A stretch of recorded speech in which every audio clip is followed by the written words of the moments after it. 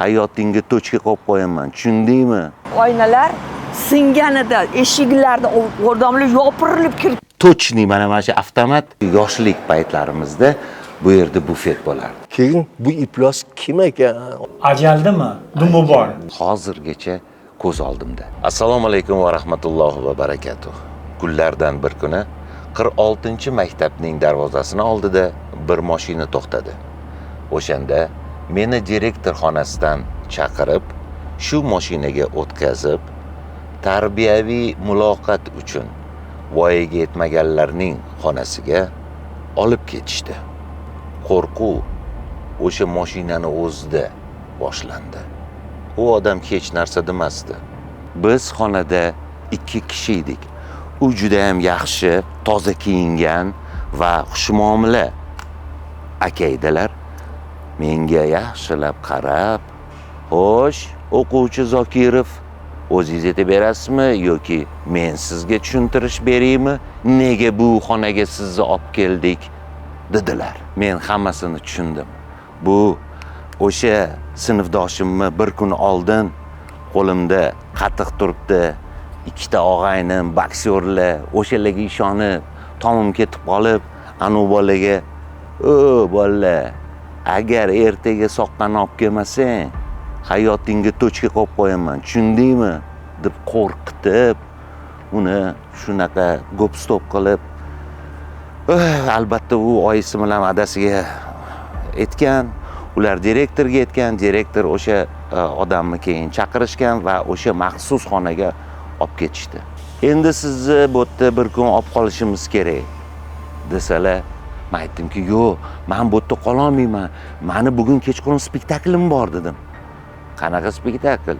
Men axir Hamza teatrida aktyor bo'lib, o'sha yulduzli tunlarda yosh Bobur rolini ijro etaman.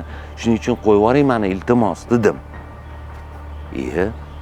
Teatrda o'ynaydigan odam shunaqa noma'qul ishlar qilib yuradimi? dedi. Shunaqa uyalib ketdim va yana undan battar qo'rquv bosdiki, chunki adangiz bu narsalarni bilarmidilar dedi.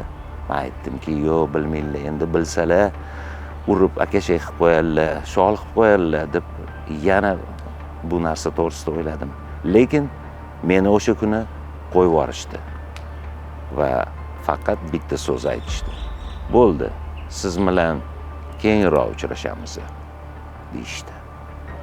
Maxsus xonadan shoshilib chiqib, men teatrga keldim. Bilasizlarmi, teatrda o'z qonun qoidalari bor. Teatrda hech qachon kech qolib kelish mumkin emas. Demak, o'sha zamonda premyeradan so'ng 2 yildan keyin Yulduzli tunlar spektaklida men 2 yildan keyin premyeradan keyin o'z rolimni ijro etishga boshladim. Bu yosh Boburni hayoti. Keyin u Bobur ulg'ayadi va bu rolni Yodgor Sagdiyev, keyin esa Yoqub Ahmedov ham o'ynaganlar.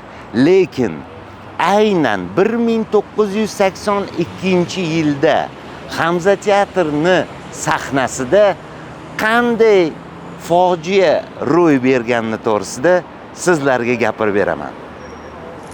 Demak, 1982-yilda Yulduzli tunlar Pirimqul Qodirovning premyerasida nima bo'lgan? Qani aytib bering.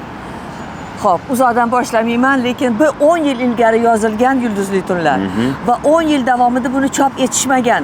Chunki Bobur bu bosqinchi degan siyosat bo'lgan va 10 yildan keyin Bahodir Yo'ldoshev shuni insenirovka qilib sahnalashtiram deganda Pirimqul Qodirov kelgan teatrga yig'laganini ko'rganmiz. 10 yildan keyin roman chiqqan va mana shu sahnalashtirishda Jamshid akam aytib beruvdilar, bular bundan oldin Sherali Jo'rayevning qo'shiqlarini eshitishgan. Hali Andijonim qoldi mening, Andijonim qoldi mening degan endi chiqqan qo'shiq edi. Andanomim boqi etgan Andijonim qoldi mening.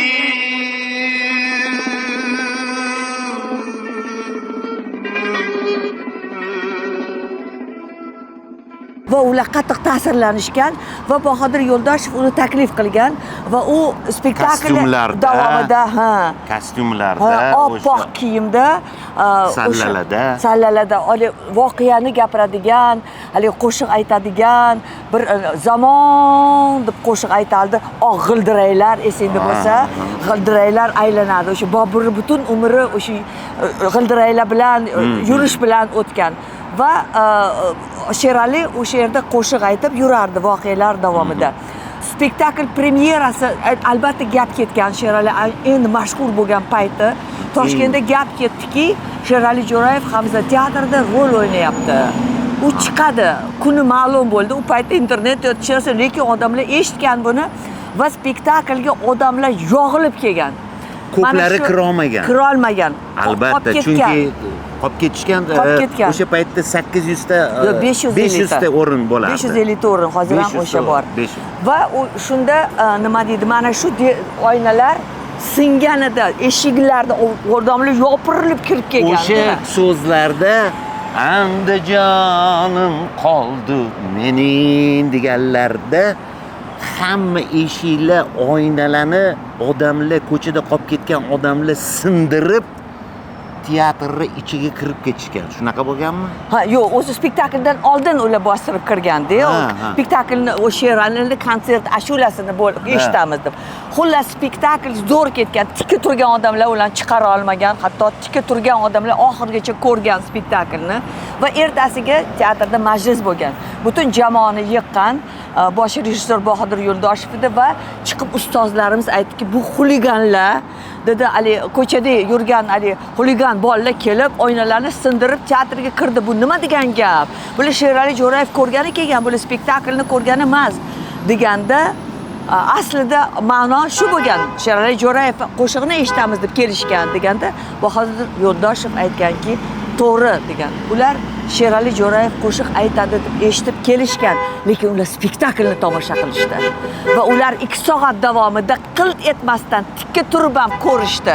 Ma'naviy oziqa olishdi. Albatta, va hammasi Bobur kim ekanligini, keyin shu vaqtgacha Bobur bosqinchi ekan, kitob chiqmagan, Bobur ekanligini, kim ekanligini hech kim bilmagan o'sha paytda. Kitob endi chiqdi va ular o'zlari uchun o'zini tarixiga ega bo'lgan bir inson Bobur kim ekanligini anglab ketishdi. Teatrning eng katta yutug'i shu emasmi degan edi.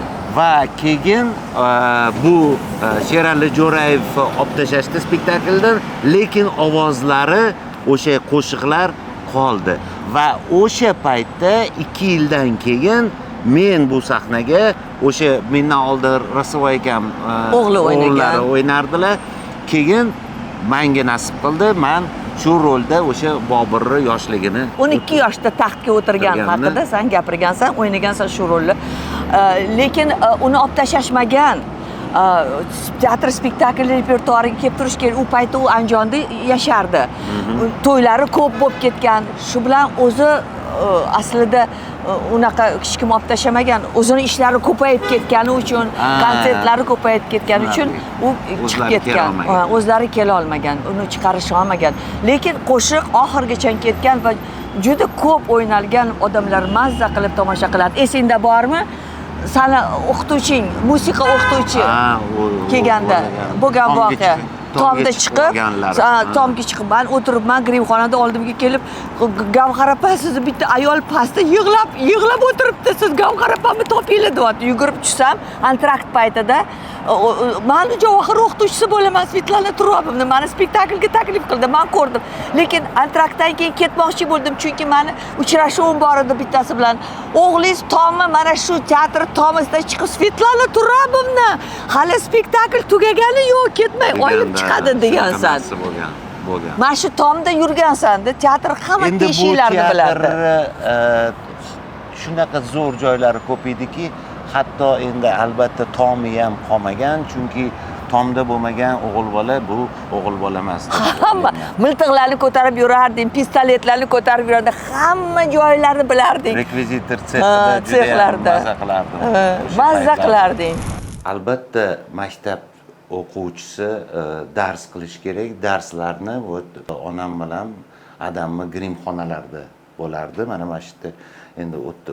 U payt boshqacharoq edi, ozgina shu divanlar bo'lardi va mana shunaqa joyda o'tirib darslarimni qilardim. Matematika bormi, rus tili bormi?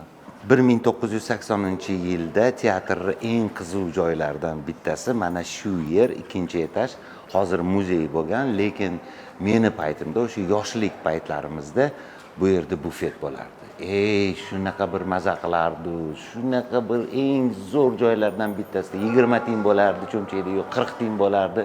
Somsalar olardi, dusheslar olardi. Keyin mashitda maza qilib, pirashkalar yerdi. Shuni juda ham yaxshi ko'rardim. İlk bor Hamza teatrining sahnasida men 4 yoshimda Tolstoyni Tirik murda degan spektaklida bir o'ris bolani, kichkina bolachani o'ynardim. Uzun ko'ylak bo'lardi, shu polgacha va blandin yigitni shundoq chochini kiyg'izib qo'yishardi menga. Bu o'sha 4 yoshlik birinchi marta bu yerga chiqish shunaqa bo'lardi. Parik deb ataladi. Chochga parik kiyilardi, blandinlarni pariki. Mana bu yerda dekoratsiyalar turardi. Mana shu yerda ham juda zo'r joy edi mana bu dekoratsiyalar.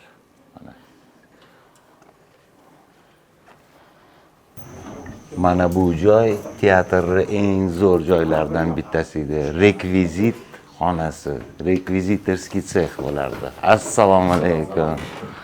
Qalaysizlar yigitlar, yaxshimisizlar? Mana shu yerda eng qanaqa endi hozir mana oddiy bo'lib qolgan, lekin u paytlarda qanaqa zamonlarning pistoletlari, avtomatlari, yosh bola uchun yana nima kerak?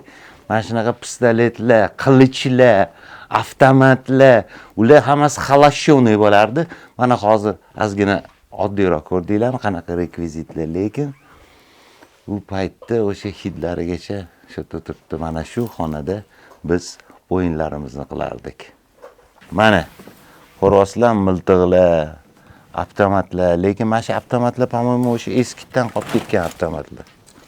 Mana точный mana shu avtomat eski 80-yilli. Mana qaranglar. Halizgacha bor ekan. Tavba.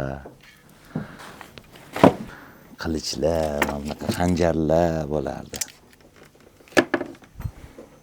Mana bu o'sha afsonaviy g'ildiraklar, yulduzli tunlar spektaklidan keyin qolgan shu yildirak qarang.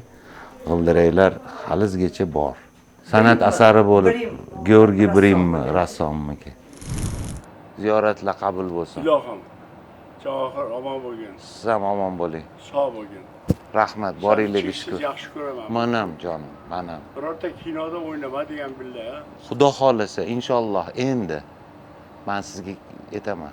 Biz ketgandan keyinmi? Yo'q, astag'firulloh. Almandar.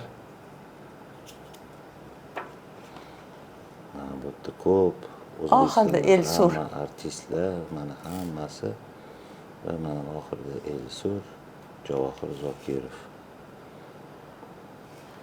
gastrollarga borgansan, Samarqand Ishtixonlarga. Shu spektakl bilan esingdami yurganlaring? Esimda o'sha rasmlar ham bor.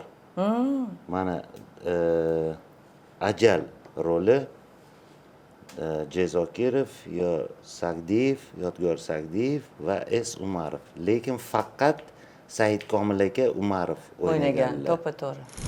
Вот это черный свет, Да.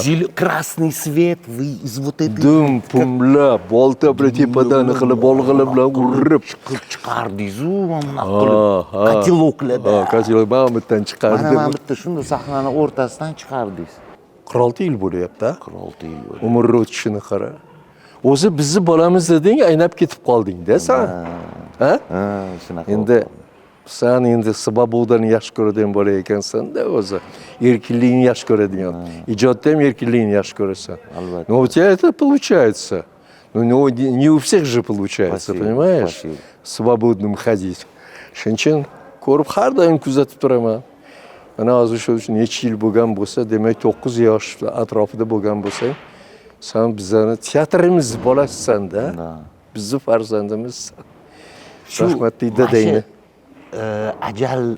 ajal rolini mana bu yerda yozilgan 3 ta odam o'ynash kerak bo'lgandi. Jamshid Zokirov, Yodgor Sagdiyev va Ussir Said Komil Lenin Umarov. komsomoli Mukofotining mukofoti laureati Said Komil Umarov. No, men bir marta ham ularni ko'rmaganman. Yo'q, o'ynamadi ular. O'ynamadi. Bahodirda shunaqa anaqasi bor edi, odati bor edi. Berardi, keyin tak, все. Bo'ldi, хватит dirdi. Lekin u paytda fayzi umuman spektaklni o'sha har bitta kichkina rekvizitidan boshlab Hammasi gapirilgan bir og'iz so'zdan, bitta harfdan, Javohir. Endi bilasanmi? Umuman o'zi aktyorlik mahorati teatr sohasida, kinoda ham mana shunaqa sezaman. Shu ползучий deydi. Surilib boradi, o'zgarishda bo'lar ekan. Mana hozir biza 50-chi emas, 30-chi, 40-chi yillardagi ijrolarni mutlaqo tan olmaymiz. Ular qanaqa gapirgan ular haqida. Genialni bo'ldi, все, unda degan gaplar bor edi. Hozir mutlaqo boshqacha. Kecha Aroni bo'yida yurganlaringni ko'rdim-da, aytdim, sразу hovli esimga keldi. Go'rbalinsan orqasidagi hovli, bo'yni hovlisi, Jamshid katta bo'lgan joylarni esladim. O'sha yerga Mahmudning dadasi kelganida qora aka, ovozi bas, mana qayda. Buving, rahmatlilar, Alloh rahmat qilsin hammasini.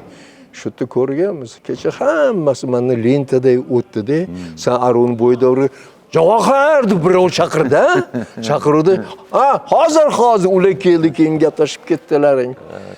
Endi men aytmoqchimanki, davr o'zini baribir anaqasini o'tkazar ekan, ozgina bo'lsa ham, sezmagan holda. Lekin asosiy joyi u aktyorlik mahoratimi, rejissuraga bo'lgan talabmi, rejissura professiyasimi yuqori darajadagisi saqlanib qoladi. Ana. Usiz mumkin emas. Ijro boshqacha bo'lishi mumkin. Hozir mana seriallardagi mana aytamanki, mana shu surat. Turibdi. Ular faqat serialda yuradi. Yuradigan. O'y yo'q, fikr yo'q, dard yo'q. Ana shunaqa darajada. Endi hammasi unaqa deb o'ylamayman, lekin bor aktyorlar, aktrisalar bor, shuni tushunadi. Aktyorlar bor. O'shalar qiladi. Bular ko'chadan olishadi. Ko'chadan taklif qilishadi. Bilmayman, kam pul berish uchunmi yoki boshqa ishlar uchunmi. O'ta boshqa anaqalar sohalari juda ko'p. Men buni diqqat qilmayman. 70 seriyada men ham o'ynadim. Men uchun yashadi. Davud Usmonli degan bitta odamni o'ynadim. Tuzilishi, kompozitsiyaning tuzilishi yaxshi edi. Bir vaqtlar yomon odam bo'lgan O'zbekistonda. Xotinim ham o'g'lini ko'mgan darajadagi inson bo'lgan haliga. Keyin u olib haligi pishgan paytida, javobgarlikka tortiladigan, otiladigan, qamaladigan paytda Turkiyaga ketib borgan. O'ta katta kompaniya ochgan. Kompaniya ochgandan keyin endi kompaniyaga соответствующий bo'lish kerak-da odam egasi. U yomon odam bo'lsa kompaniya bilan hech kim ishlamaydi-ku. U it fe'llarni hammasini. Siz qanaqa biznesmenni o'ynadingizmi? Men o'sha ana qurilish bo'yicha ishlaydigan. O'g'li Namangandan borib, keyin bu iflos kim ekan, otam? Bir ko'rib kelay deb boradi-da. U tanimaydi. Mana shunaqa anaqa bo'lgani uchun sizga yoqdi. Tuzilishi menga yoqdi. Nimaga? Tomoshabin nima bo'lar ekan? Nima detektivniy aslovasi bor-da tegida. O'tirib dumlarim bordi, boltadan olib qurilish qilardim-da, bir dumlarimga urib olib o'zim sakrab tushibman. narsalarni Juda ko'p eslashadi. Qarang, mana siz Xudoga behisob shukr, ilohim Alloh sizni umringizni yanada uzoq bo'lsin, qadrli bo'lsin, mazmunli bo'lsin. Said Komil aka, men juda ham xursand bo'ldim sizni ko'rib va Xudo xolisa bir qanaqadir niyatlarim bor siz bilan birga o'sha o'zimizni bir yangi bir proyektlarda birga bo'lishga. Endi bilasizmi, odam professionallar bilan ishlagisi keladi-da. Sizga u xalaqit beradi noprofessionallar bilan ishlaganingizda deysizda qo'yasiz. Professional bo'lsa siz unga yordam berasiz, u sizga yordam beradi va o'sha professional aktyorskiy osnovalardan kelib chiqib rolga yondashish kerak-da. Bu maktab bu, buyuk maktab bu. Buyuk maktabda bir zarrasini qilamiz biz. Biza hammasini qiladigan bo'lsak, haqiqatda ba'zi bir joylarda bo'ladi yaxshi. Men endi oxirgi ishlarim men Ibratda yaxshi bo'ldi, Xudoga shukr. Sharob Rashidovda yaxshi bo'ldim. Bitta sahna o'ynaldi u yerda. Ну, вы похожи, вот так. Я ko'rdim. Видел, да, Sharob Rashidov? Ko'rdim bir. Да, menda rasmi bor, ajoyib. ko'rdim. Mana shunaqa narsalar bo'ldi. U приятно. Когда совпадение. Когда есть совпадение. Да, совпадение именно. Do'q endi yomon emas. Keyin pandemiyaga bag'ishlangan bir film bo'ldi. Unda keldi 3 kun o'tirib oldi rejissyor. Saidkomil aka, nima desangiz qilaman. Siz bo'lishingiz kerak. Siz bo'lish kerak, olim odam. Xo'p, menda olimni ko'rayotgan bo'lsam bo'pti. 3 kunlik so'mkasi bo'ldi. U davolniy bo'lib qoldi bola becha, birinchi ishi ekan. Endi unaqa qarang, bizda 50 ta film chiqmaydi bir yilda. Bildingmi? Boriga baraka. Boriga baraka. Lekin hech bo'lmasa 50 ta chiqsa, shundan bitta ikkitasida o'ynashing mumkin. Atak anaqalar bo'lib ketib qoladi, pauzalar bo'lib qoladi. Rahmat ko'nganingiz uchun. Men xursandman ko'rishganimizdan.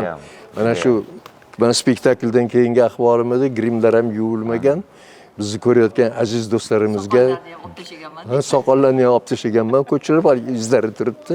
Barcha yurtdoshlarimizni, teatr muxlislarini, kino muxlislarini, shu Javohirdek aktyorlarni muxlislarini ko'rib turganimdan ularga eng yaxshi rahmatlarimizni aytamiz. Tanlari sog' bo'lsin, yurtimiz tinch bo'lsin, osmoni beg'ubor bo'lsin. Yurtimizda san'at, teatr, kino san'ati rivojlanishini Allohdan so'rab qolamiz. Allohu akbar. Rahmat. Qahramon aka. Labay. Mana Almandar spektakli 1981-yilda bo'lgan ekan. Siz o'sha yerda mana adam o'ynaganmisiz? Shu esimda yo'qda. Yo'q, okam bo'lgansiz-a? Yo'q, siz meni olib chiqardingiz. Olib chiqardim, ha, ko'p hazillashardim sen bilan. Keyin qanaqa bitta dvijeniyangiz bo'lardi? qisam derdingda.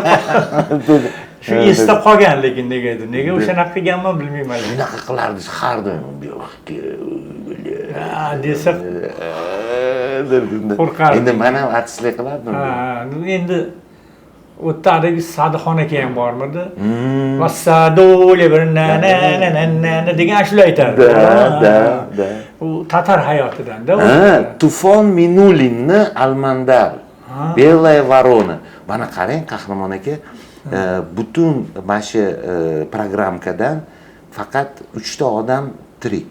Bu Gavhar Zokirova, siz va Saidkomil aka. Остальные никого нет уже. Ular yosh katta bo'lgan Sadixon aka bor edilar yana ekan. G'anaka. Mansur vazvali. Paroli Mansur bo'lgan ekansiz. Ishqilib bir skazishning nimaga ertaknamo spektakl edi-da, hazilnamo, ana u yerda hamma yengil o'ynardi, to'g'rimi? Maza qilardi-ga. Yengil o'ynardi. Sadixon aka ham tushgandi o'sha spektaklga. O'zi kichkinagina odam edi. O'sha ruscha ashula aytardi. Shunga kulib hammamiz o'ynardik, lekin Saidkomil akang haqiqatan shaytonni o'ynaganmidi? Ajaldimi? Dumi bor. Shayton. Qop-qora kiyimdami? Shunaqa esim. Qop-qora kiyimda, koteloklarda babichkalarda. Bularni senga nima kerak bo'lib qoldi bu narsalar? Men bilasizmi, Qahramon aka, YouTube'da hozir o'zimni kanalimni ochdim. Hop. Va shu yerda mana teatrga bog'liq butun o'sha yoshligimda o'tgan zamon paytida o'sha mana hattoki spektakllarni ham eslayapman. Shuni odamlarga ko'rsatishga ahd qildim. Shunaqa bo'lgan voqealar. Qanaqa voqea? Shu nimalardan o'tganman demoqchisan. Shunaqa narsalar bo'lgan, qiziq. Kinodan tashqari. Yo'q, kinodan umuman tashqari, chunki teatr bu sehrli dunyo bo'lgan men uchun. To'ppa-to'g'ri. va misli hozir teatrni o'sha men uchun T harfi ham yo'q. Bu hozir boshqacha umuman teatr desa ham endi bo'ladi. albatta. Boshqacha teatr. Men buni yomon deganim yo'q. Yo'q, yo'q. Lekin u zamonni hattoki mana Almandar bu komediya deb yozib qo'yibdi. 2 pardali komediya. Komediya. Said Ahmad tarjimasi. Tufon Minulin asari. Lekin bunda bir qanaqadir yengillik bor edi. O'sha yengillik mana va aktual. Mana hozir ham o'sha ajal bilan birga o'sha Olishuv. agar olishuv har doimgi bizni olishuvimiz. Shuning uchun bu aktual deb o'ylayman. Hattoki hozir ham mana agar shu spektakl qo'yilsa ketardi lekin. Xalqqa. Endi teatrda zo'rligi shundaki, bir kun bunday o'ynaysan, bir kun bunday o'ynaysan, bir kun xato qilib qo'yasan, o'shani keyin ikkinchi kun to'g'irlaysan, kinoda to'g'irlay olmaysan. Teatrning zo'rligi shunda, to'g'ri gaping. Teatr endi yurakni o'ynatmasang, yuraging bo'lmasa, teatrda qiyin. Kinoda qaytar qilib turib, rejissyor o'shani tortib olishga harakat qiladi. Teatrda unday qila olmaysan. Xato qildingmi, yomon xafa bo'lib yurasan necha kungacha. To o'sha spektaklni qayta o'ynamaguningcha qiynalasan. Nima qilib qo'ydim deb. Teatr zo'rligi shunda, hali gaping to'g'ri, sehrda teatr. Sehr bor. Sehr bor. Shu boshqa.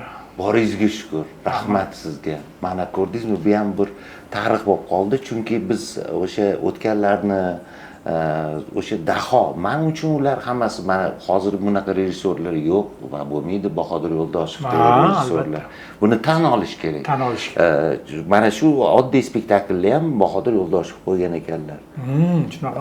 Men ham bilmadim. Bu qanaqadir shunaqa o'tgan ediki, hattoki men esimda yo'q-da. Meni ham esimda yo'q. Yulduzli tunlar lekin esimda bor. Konkretni chiqib, ko'rsatib, qanaqa bo'lgan, men bundan chiqsam, men bunaqa bo'ldi. Lekin bu spektaklda esimda shunaqa rejissyor bildirmasdan o'zini o'sha olingan va qilingan. Qo'shiq aytardik. Qanday kambalam qo'shiq. Bir narsa, bir tatarcha ashula edi. Tatarcha ashula bir narsa degan ashula aytadi. Shunga o'xshagan bir qo'shiq. Mana shunaqa. Biz ikkalamiz muhabbat izhor qilardik. Buni istab yo'q. Chunki sen u sahnalarni ko'rmasding de. U qiziq bo'lmaganda senga ajal, qop-qora dumi bor. U yoqda sevgi ham ketardi-da. Biz yoshlar o'rtasida endi biz u paytda 45 yil ilgari yosh edik ikkalamiz. Uni esida ham yo'q ekanda javohir u sahnalar. Lekin qahramon akam esimda borlar. Siz esimda yo'qsiz. Chunki men har doim uchrashardik-da. Bizni отдельно o'tirardik-da, keyin qo'rqardik. Ketdi, hozir chiqishing bunaqa deb keyin chiqardilar. Birga chiqardi-da. Spektaklda nimasiga tushgandik-da, haligi manerasi, ritmiga, manerasiga. Biz gastrolga, Ishtixonga, Samarqandga borganlarimizda bu maktabda o'qirdi. Maktabdan javob olganman, ruxsat berishgan, keyin zam direktor aytganki, sud ishini ham to'lashgan, oylik ham pul ham oladi har bir spektaklga. Kelganimizda Jamshidga o'g'lingiz sizdan ko'p pul oldi degan. Rosa o'ynardi har bir spektaklda. Esingdami? Kuzning birinchi kunda futbol o'ynashardi. Kuzda. Esingdami sizlarda olar? Ramiz Sizlar katta edinglar. Sizlar katta siz, Marat akam, Adam, вот вы троих, Aslida yoshligini o'ynagansiz Biz yoshligimizni o'ynardik. Esingdami? Men hech esimdan chiqmadi. Maktabda bir kuni uchalasi Shuhrat, san, uchinchi kim edi? To'topon o'g'li, Mirkamol edi. Uchalasi edi. Bir kun kirib kelyapti. Shuhrat uchalasi bunaqa kattalarga o'xshab yaxshi teatrda ishlaydigan aktyor-da bular edi o'sha. Assalomu alaykum deb o'tishardi, endi o'zlaricha. Uchalasi bitta qarab turibman. Yaxshimisan? Yaxshimisan? 3 ta artist so'rashyapti. Keyin yangilikni eshitdingmi dedi bittasi. Yo'q, eshitmadim debsan. Teatrimizni direktori o'zgaribdi dedi. Shunaqa bo'lganmi? Bo'lgan. Men o'zim eshitganman. Voy, adam bilan dodlab kulib o'rganmiz. Bu spektakllar butun umrga menga muhrlanib qoldi. Mana shu har bitta qaysi spektakl mana hattoki Erkin akam ham zo'r aytib berdilar. Sen soqovdek o'tirarding ko'rib. so'quv, hech kim seni gapira olmaydi deb o'ylardi ko'pincha agar bilmaydigansa. Da. Chunki mana shundoq ko'zingni Mazza qiladi, yaxshi ko'rardi. mazza qilardim shu spektakl. Qachon har xil bobori yo'q spektaklda. bo'lib qolsa, yo'q qayerdadir o'ynardi, yo'q spektakl ko'rib o'tiradi. Bu ko'rgansan, zo'r qo'yib ko'raman deb o'tiraverardi-da. Ba'zi hamma ustozlarni ko'rgandi o'sha paytda-da. Da, yoshligida ko'rib qolgan. Da. Mana hozir o'sha biz kelganimizga 55 yil bo'lyapti, Ha, 55 yil. yil. Shundan bir 60 taday ketibdi уже. Mana azizlar, sizlar bilan o'sha eski 80-yillar paytiga teatrga qaytdik. U yerda bo'lgan narsalar hozirgacha ko'z oldimda. Va o'sha maxsus odam, meni teatrga qo'yib yuborgan odam, ertasi kuni dadam bilan va oyim bilan uchrashdi. Dadam bilan oyim men bilan juda jiddiy muloqot olib borishdi. Va shundan keyin bilindiki, aktyor bo'lsam ham, Zokirovlar oilasidan bo'lsam ham, bu narsalarga hech qaysinisiga qaramasdan meni maktabdan haydab yuborishdi. Ha, azizlar, o'shanda men 46-maktabdan haydalganman va sizlar bilan keyingi seriyalarimizda albatta u maktablarga qaytamiz. 46-maktab, 41-maktab, 41-maktabda bolalar qanaqasiga bo'lgan, bularni hammasi keyingi seriyalarda siz bilan ko'rishamiz. Rahmat sizlarga. Sog' bo'ling.